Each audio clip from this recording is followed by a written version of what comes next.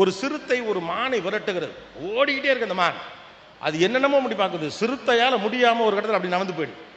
எனக்கு ஆச்சரியமா இருந்துச்சு. நான் போய் இன்டர்நெட்லாம் செக் பண்ணி பார்த்தேன், சிறுத்தையுடைய வேகம் என்ன, மானுடைய வேகம் என்னன்னு கம்பேர் பண்ணவே முடியல. இருப்பதிலே வேகமாக ஓடக்கூடியது சிறுத்தைங்கிறாங்க.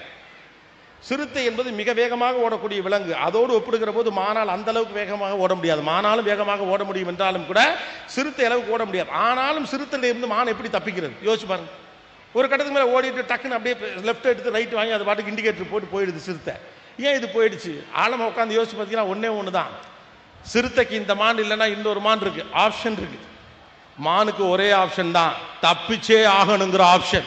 when there is no option that you will survive.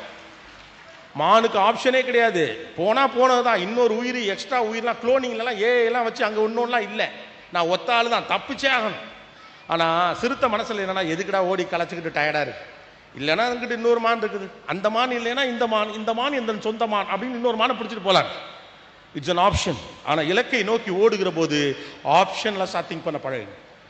இலக்கை நோக்கி ஓடுறப்பெல்லாம் நம்ம டயர்டாகிறதுக்கான ரீசன் என்னன்னா நம்ம மைண்டில் இன்னொரு ஆப்ஷன் வரும், இதை தொங்குறதுக்கு அதை பிடிச்சி தொங்கலாயா, இதை பண்ணுறதுக்கு அதை பிடிச்சி பண்ணலாம். நோ, இதுதான் இலக்கு என்று நீங்கள் தீர்மானித்து விட்டால் அதை நோக்கி போங்க. அதில் நீங்கள் தோல்வி அடைகிற போது இலக்கை கைவிடாதீர்கள், செயல்முறையை மாற்றுங்கள், அவ்வளவுதான்.